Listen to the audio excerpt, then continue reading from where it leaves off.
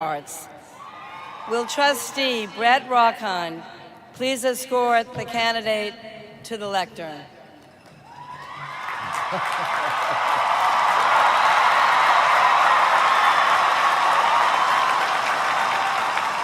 Taylor Swift, blazing singer-songwriter, producer, director, actress, pioneering and influential advocate for artists' rights, and philanthropist. You have brought joy and resolve to your hundreds of millions of fans throughout the world. One of the best-selling music artists in history, you have crossed genres, demographics, age groups, and borders of all kinds to touch lives around the globe. With 9 original studio albums, 2 re-recorded studio albums, 5 extended plays, 3 live albums, and 14 compilations, you have sold well over 100 million album units, earning awards and honors in every category. You have used the remarkable platform you earned to galvanize support for the Equality Act, to prevent discrimination on the basis of sexual orientation and gender identity. And you have spoken out, and you have supported initiatives to protect women and girls from harassment and sexual assault. You have donated significantly to victims of floods and tornadoes, for cancer research, literacy programs for children, and public education. You have fearlessly challenged the exploitation of music artists and successfully championed their right to be compensated for their work.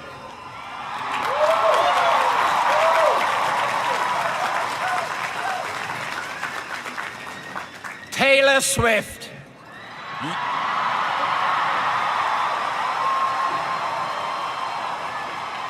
You are a role model across the world for your unprecedented talent and accomplishment, your fierce advocacy for protection of those facing discrimination, and your commitment to speaking out forcefully, eloquently, and effectively on behalf of all artists.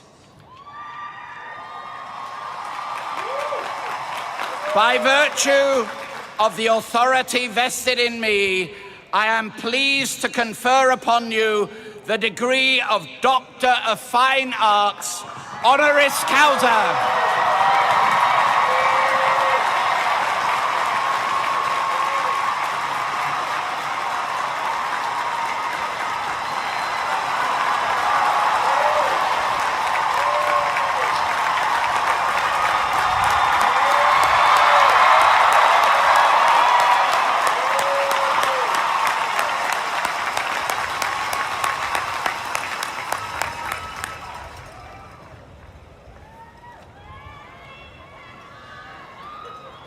I am now pleased to introduce Taylor Swift, who will respond on behalf of the honorary degree recipients.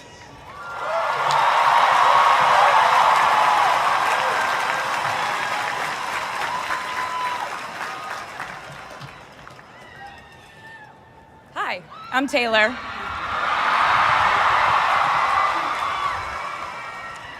Last time I was in a stadium this size, I was dancing in heels and wearing a glittery leotard.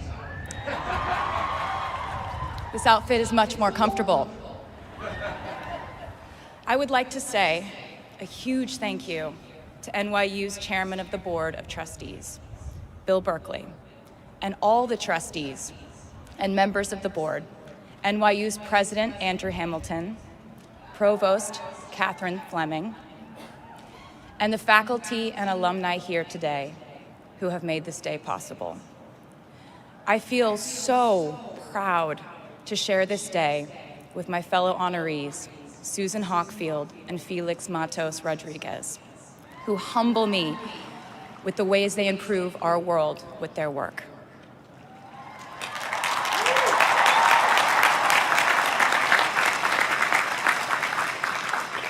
As for me, I'm 90% sure the main reason I'm here is because I have a song called 22.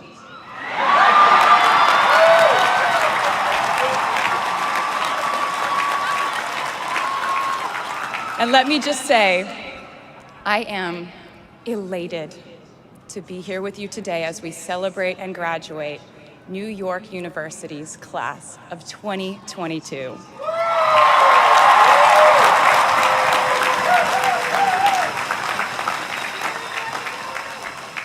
Not a single one of us here today has done it alone.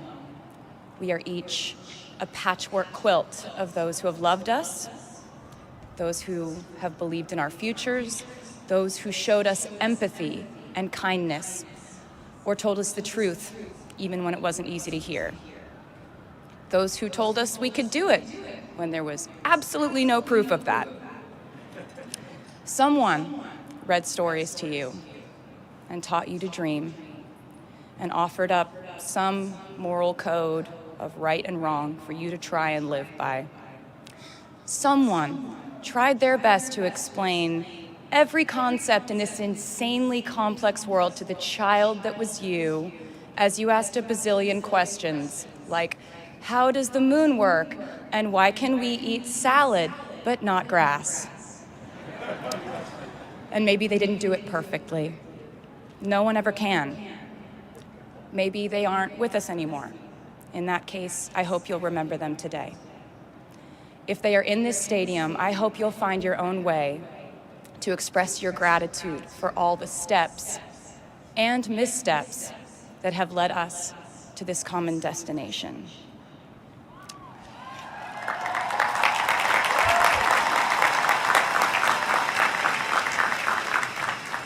I know that words are supposed to be my thing, but I will never be able to find the words to thank my mom and dad, my brother Austin, for the sacrifices they made every day so I could go from singing in coffee houses to standing up here with you all today, because no words would ever be enough.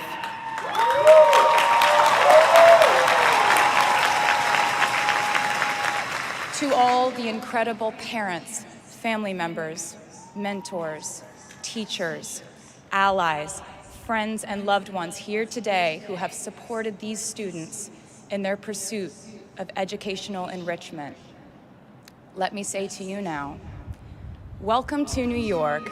It's been waiting for you.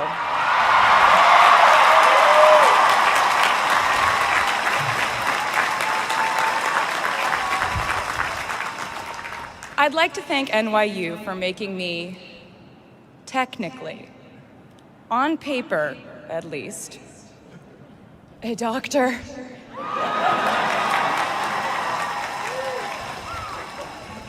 Not the type of doctor you would want around in case of an emergency.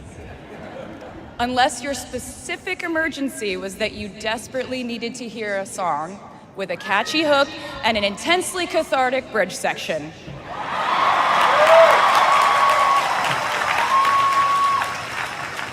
Or if your emergency was that you needed a person who can name over 50 breeds of cats in 1 minute.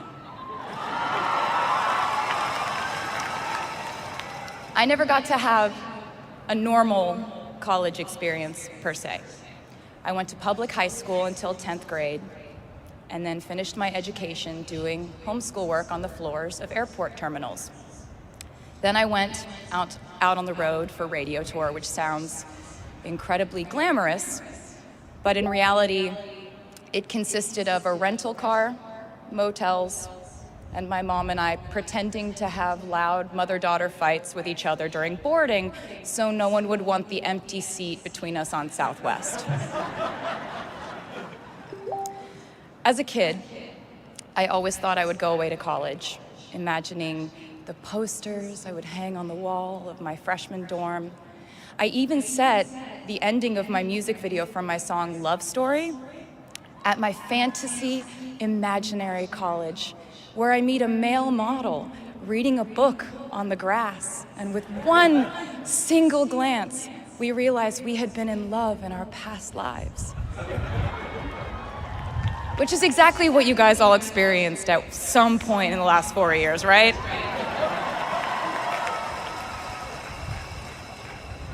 But I really can't complain about not having a normal college experience to you, because you went to NYU during a global pandemic, being essentially locked into your dorms and having to do classes over Zoom. Everyone in college during normal times stresses about test scores. But on top of that, you also had to pass like 1,000 COVID tests. I imagine the idea of a normal college experience was all you wanted too. But in this case, you and I both learned that you don't always get all the things in the bag that you selected from the menu in the delivery service that is life. You get what you get. And as I would like to say to you wholeheartedly, you should be very proud of what you've done with it. Today, you leave New York University and then go out into the world searching what's next. And so will I.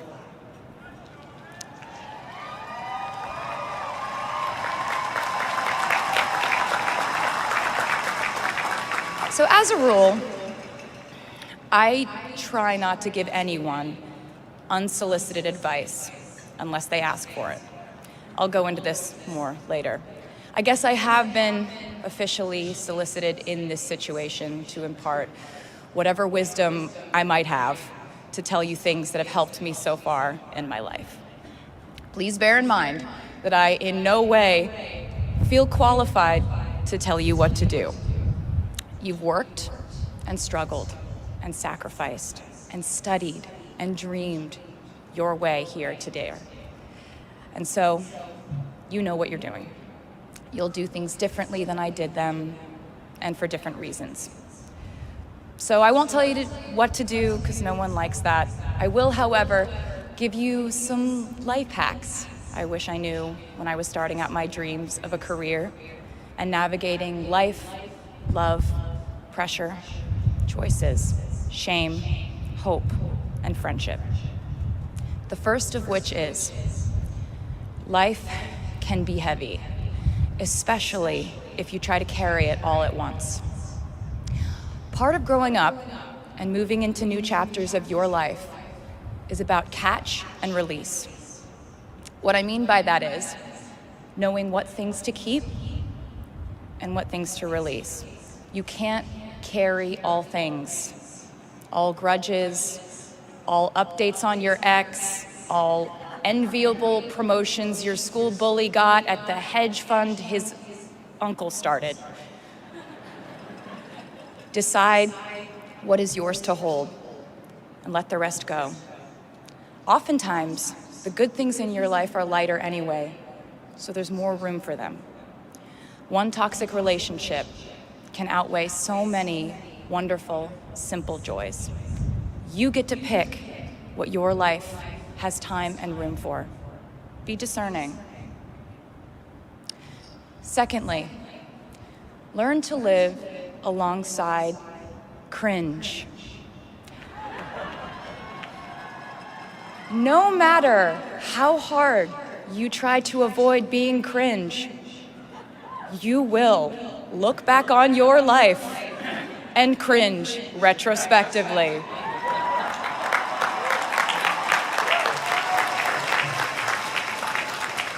Cringe is unavoidable over a lifetime. Even the term cringe might someday be deemed cringe. I promise you, you're probably doing or wearing something right now that you will look back on later and find revolting and hilarious. You can't avoid it, so don't try to. For example, I had a phase where, for the entirety of 2012, I dressed like a 1950s housewife. But you know what? I was having fun. Trends and phases are fun. Looking back and laughing is fun. And while we're talking about things that make us squirm, but really shouldn't, I'd like to say I'm a big advocate for not hiding your enthusiasm for things.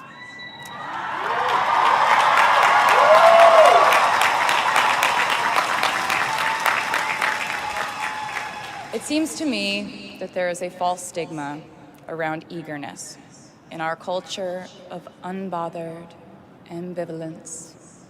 This outlook perpetuates the idea that it's not cool to want it. The people who don't try are fundamentally more chic than people who do.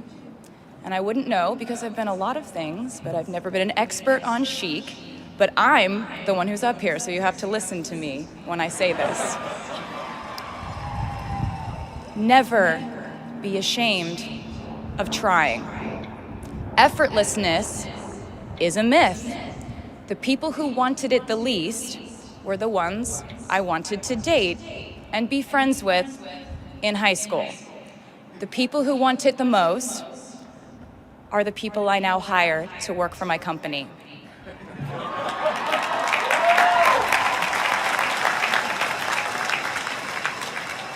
I started writing songs when I was 12, and since then, it's been the compass guiding my life, and in turn, my life guided my writing.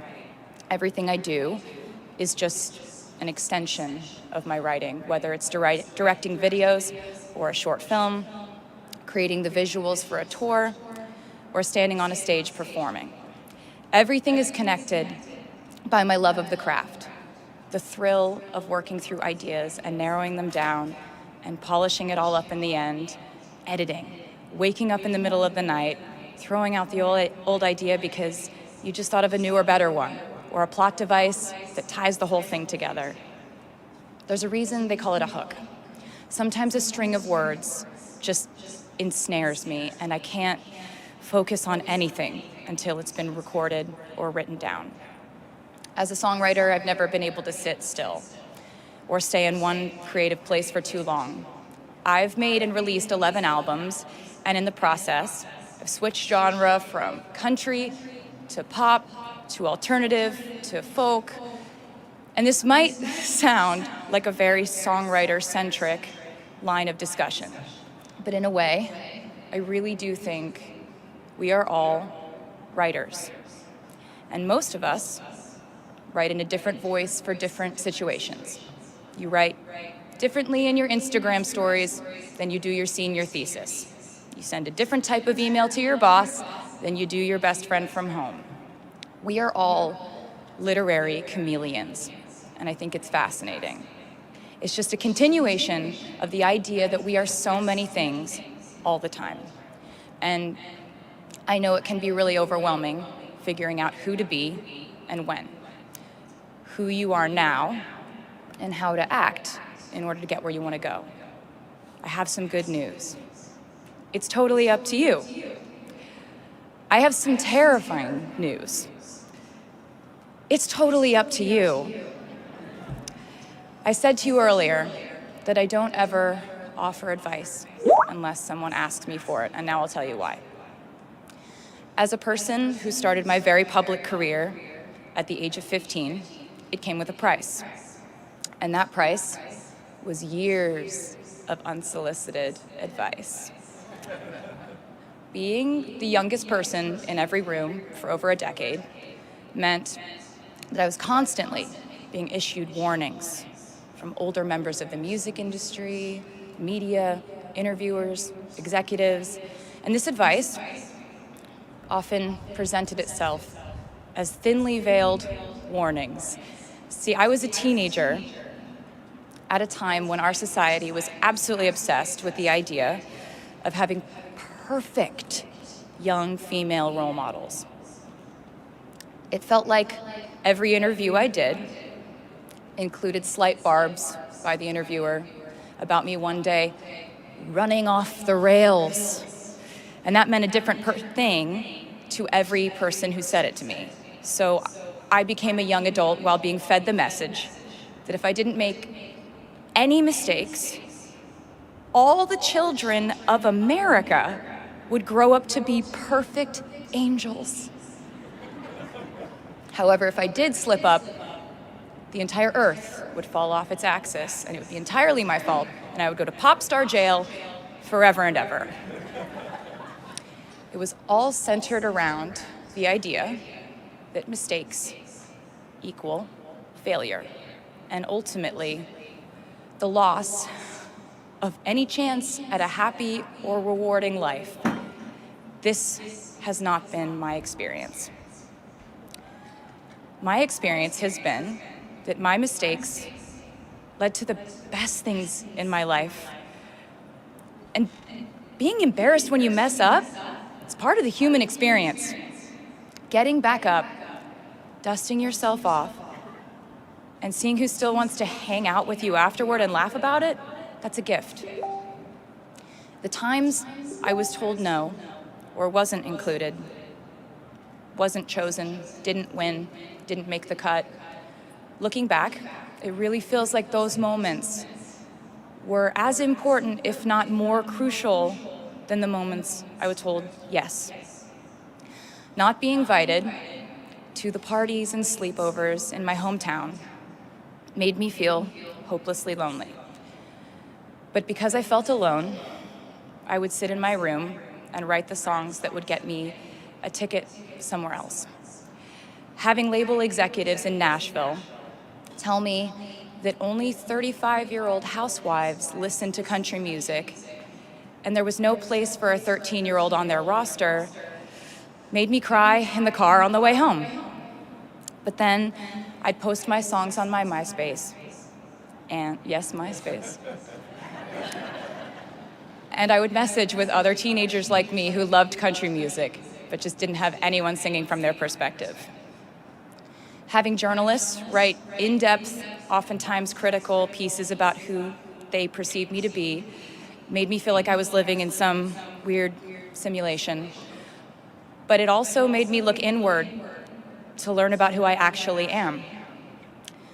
Having the world treat my love life like a spectator sport in which I lose every single game was not a great way to date in my teens and 20s. But it taught me to protect my private life fiercely. Being publicly humiliated over and over again at a young age was excruciatingly painful, but it forced me to devalue the ridiculous notion of minute by minute, ever fluctuating social relevance and likability.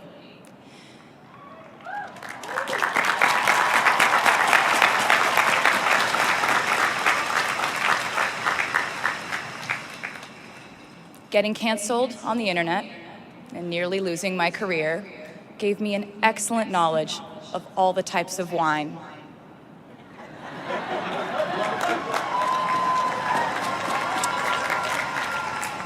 I know I sound like a consummate optimist, but I'm really not. I lose perspective all the time. Sometimes everything just feels completely pointless. I know the pressure of living your life through the lens of perfectionism. And I know that I'm talking to a group of perfectionists because you are here today graduating from NYU.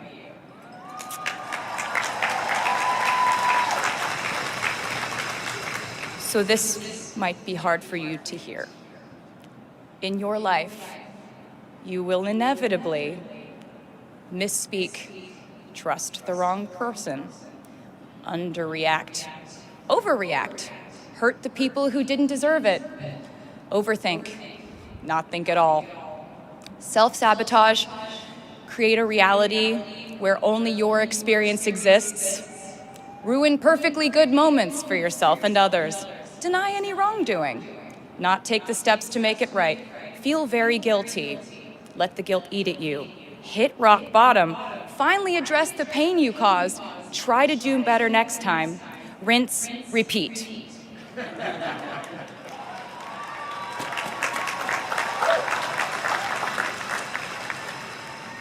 And I'm not gonna lie, these mistakes will cause you to lose things. I'm trying to tell you that losing things doesn't just mean losing. A lot of the time, when we lose things, we gain things too. Now you leave the structure and framework of school and chart your own path. Every choice you make leads to the next choice, which leads to the next, and I know it's hard to know which path to take. There will be times in life where you need to stand up for yourself, Times when the right thing is actually to back down and apologize. Times when the right thing is to fight. Times when the right thing is to turn and run. Times to hold on with all you have. And times to let go with grace. Sometimes the right thing to do is to throw out the old schools of thought in the name of progress and reform. Sometimes the right thing to do is to sit and listen to the wisdom of those who have come before us. How will you know what the right choice is in these crucial moments? You won't. How do I give advice to this many people about their life choices? I won't. The scary news is you're on your own now. But the cool news is you're on your own now.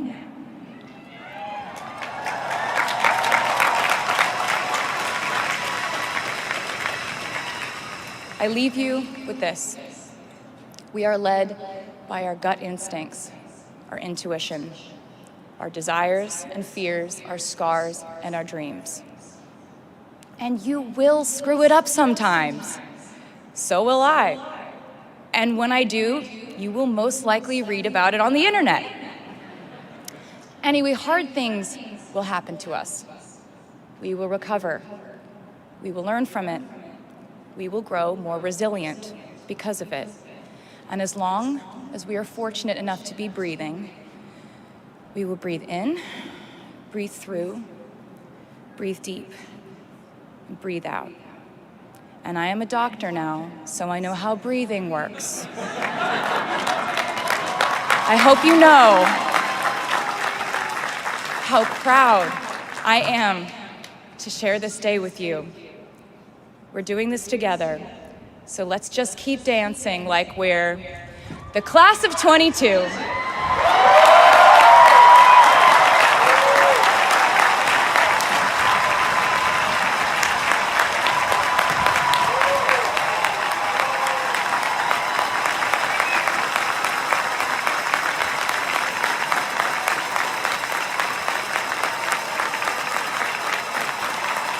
Please welcome the Steinhardt Singers with a tribute to New York City and the class of 2022.